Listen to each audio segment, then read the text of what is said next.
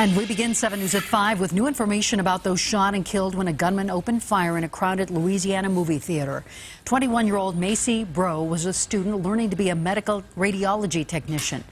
33-year-old Jillian Johnson was an artist and musician who ran clothing and art boutiques. Police say the suspected shooter, 59-year-old John Russell Hauser, tried to escape after killing the two and wounding 9 others. He turned the gun on himself when he saw police coming. Well, tonight, police are still trying to figure out a motive. His family says he had violent tendencies for years. They even had him hospitalized against his will and had a court order to keep him away. So while law enforcement searches for answers here, the community is in mourning.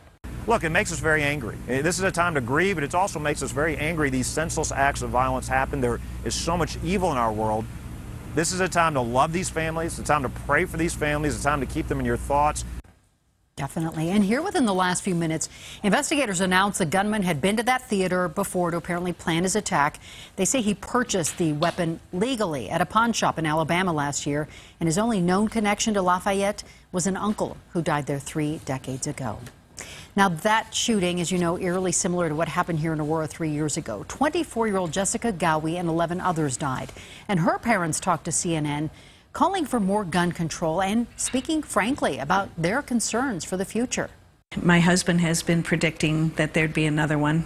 You know, he wasn't surprised, but I'm always shocked. I'm always shocked that the violence in America continues and it's escalating to the point where even most mass shootings aren't covered anymore, and it worries me that we're becoming numb. Meantime, the jury went home early today in the Aurora Theater trial. A juror is sick with a sinus infection, and because today's witnesses were from out of state, their testimony was recorded and will be shown to the jury next week. Among those talking today, former neighbors of the shooter who described him as a happy and friendly child. So the court will reconvene Monday morning at about 8:45, and we will provide you live coverage online through the 7 News app.